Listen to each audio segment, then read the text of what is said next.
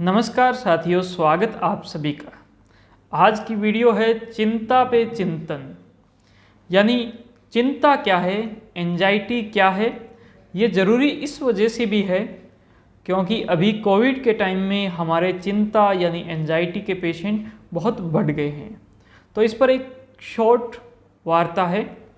साथियों, चिंता है, एंजाइटी एक नॉर्मल फिनोमेना है। ये नॉर्मल भी हो सकती है जब आपके सामने कोई एक बड़ी मुसीबत हो और आपको लगता है कि आपके अंदर की जो क्षमता है वो उस मुसीबत की बजाय क्षमता कम है। उस वजह से आपको एंजाइटी का एहसास हो सकता है, लेकिन कुछ ही समय बाद में जैसे ही आप उस परिस्थिति से अडेप्ट होते हो, उस समस्या से आप जब उसके निराकरण में जब लगते हो तो उसी के कुछ समय बाद में सब कुछ नॉर्मल हो जाता है।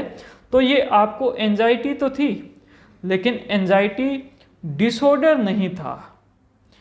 इसी तरह से लेकिन एक ऐसी परिस्थिति जिसमें आप चिंता के अंदर गए हो, आपको कोई परिस्थिति से सामना किया, लेकिन उसके बाद में जो लक्षण थे आपके वो मौजूद रहे बाद में भी, और उस लक्षण होने की वजह से आप अच्छे से अपनी जो समस्याएं हैं उनका समाधान नहीं कर पा रहे हो, अपनी ज़िंदगी को बड़े अच्छे से जी नहीं पा रहे हो।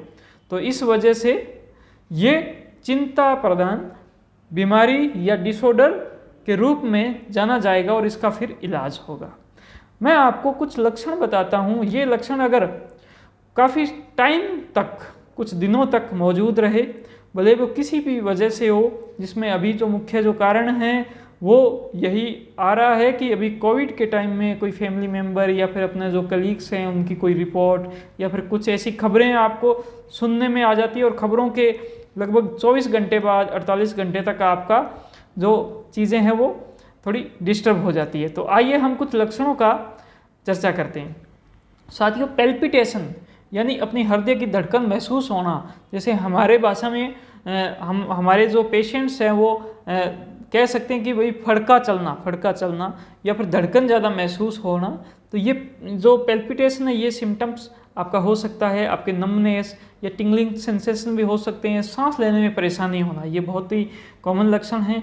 ब्रीथलेसनेस, कि सांस नहीं आ रहा, खींच कर सांस ले रहा है, और इसी के चलते चेस्ट पेन की भी शिकायत करने लग जाते हैं। डिस्कम्फर्ट, यहाँ से कुछ भारी भारी सा लग रहा है, तो ये भी शिकायत हो सकती है। पसीना बहुत ज़्यादा आ रहा है, हमेशा जो है वो जल्दबाजी में रहना, और हमेशा एक ईजीनेस सा नहीं महसूस होना, एक आरामदायक स्थिति में जो एक रेस्टिंग मोड होता है, रेस्ट करते हुए स्थिति में कभी भी नहीं रहना, हमेशा एक अलर्ट की स्थिति में जिसमें कि भागता हुआ सा इंसान को दिखाई दे, तो इस प्रकार की स्थिति में रहना।